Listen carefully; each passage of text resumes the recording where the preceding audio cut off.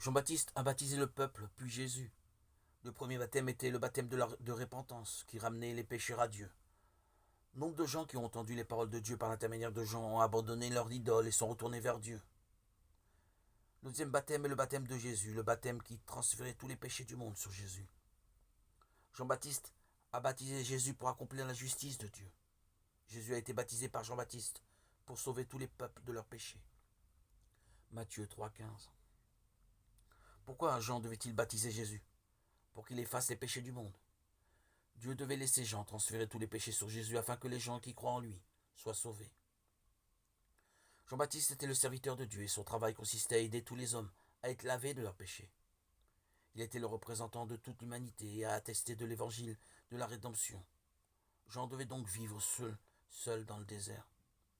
À l'époque de Jean-Baptiste, le peuple d'Israël était corrompu jusqu'au cœur. Alors Dieu a dit dans l'Ancien Testament, dans Malachie 3, 23-24, « Voici que je vais vous envoyer Élie, le prophète, avant que n'arrive le jour de Dieu grand et redoutable. Il ramènera le cœur des pères vers leurs fils et le cœur des fils vers leurs pères, de peur que je ne vienne frapper le pays d'anathème. » Aux yeux de Dieu, tout le peuple d'Israël qui adorait Dieu était corrompu. Personne n'était juste devant lui. Par exemple, les chefs religieux du temple, les prêtres, les hommes de la loi et les scribes avaient le cœur particulièrement malveillant. Israël et les prêtres n'offraient pas de sacrifice selon la loi de Dieu. Les prêtres ont abandonné la position des mains et le rituel de l'offrande du sang que Dieu leur avait enseigné pour l'expiation de leurs péchés.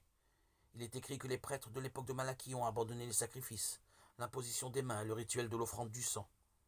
C'est la raison pour laquelle Jean-Baptiste ne pouvait pas rester en leur compagnie. Alors Jean-Baptiste est allé dans le désert et a crié. Qu'a-t-il dit? On peut le lire dans Marc 1, 2, 3, selon la parole du prophète Isaïe. Voici que j'envoie mon messager en avant de toi pour préparer la route. Voix de celui qui crie dans le désert. Préparez le chemin du Seigneur, rendez droit ses sentiers. La voix dans le désert appelait le peuple au baptême de repentance. Qu'est-ce que le baptême de repentance dont il est question dans la Bible? C'est le baptême que proclamait Jean-Baptiste, le baptême ramenant les gens vers Jésus, afin qu'ils croient en lui. Jésus qui enlèverait tous leurs péchés pour qu'ils soient sauvés, le baptême de repentance servait à les amener au salut. Répentez-vous et soyez baptisés. Jésus sera baptisé de la même manière afin d'enlever tous vos péchés. Le cri de Jean-Baptiste consistait à dire que Jésus voulait prendre tous les péchés du monde et être jugé sur la croix pour sauver tous les hommes, afin qu'ils retournent vers Dieu. Moi, je vous ai baptisé d'eau, mais lui vous baptisera d'Esprit Saint. Baptiser d'Esprit Saint signifie laver tous les péchés. Baptiser signifie laver le baptême de Jésus au Jourdain nous apprend que le Fils de Dieu a été baptisé et qui nous a ôté tous nos péchés pour nous sauver. Nous devons donc nous détourner de nos péchés et croire en lui. Il est l'agneau qui a emporté les péchés de toute l'humanité. Il s'agit de l'évangile de la rédemption dont Jean-Baptiste attestait.